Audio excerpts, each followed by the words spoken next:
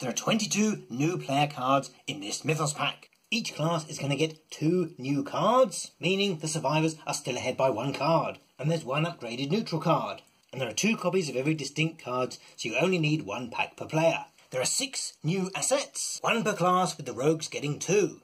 There are 3 new events, 1 for guardians, 1 for seekers and 1 neutral. And surprisingly, there are 2 new skill cards. This is quite literally the cheapest set ever. With 2 skills and 5 permanents, the mystics and survivors are getting all their cards for free. It's the seekers who have the most expensive card. And that's only 2! More than half the cards don't have any icons, and there's a single 1 and 2 2s, but no pairs. Every skill only gets 1, apart from the seekers with a mere 2. But what's this? It's wild icons a go-go. 3 icon cards are rare, 3 wild icon cards is spectacular.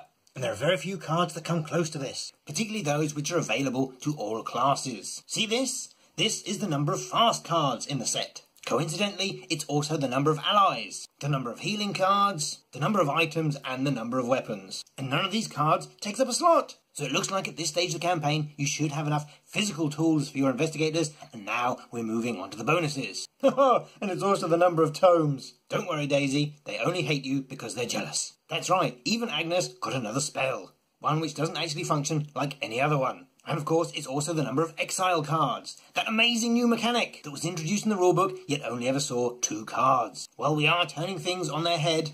That rarest of abilities, Card Draw, has 2 cards. 1 for the Seekers that you'd expect, and an upgrade to the Emergency Cache, which is probably in most decks anyway. The mini-theme for this expansion is definitely these talent cards. They have the permanent keyword, so make sure you go back to the rulebook and brush up how they work. Or maybe find some YouTubers who are running a Kickstarter and possibly bribe them to make a video. These aren't actually upgrades to your skill boosters, and everyone works a different way. So make sure you read the cards for your class closely. 4 of them require you to spend resources, and the Mystic ones require you to add Doom. 4 give you a bonus for a skill test, but the Guardian's Keen Eye gives you the bonus to the end of the phase. And remember, you need 5 or more cards in your hand to use Higher Education.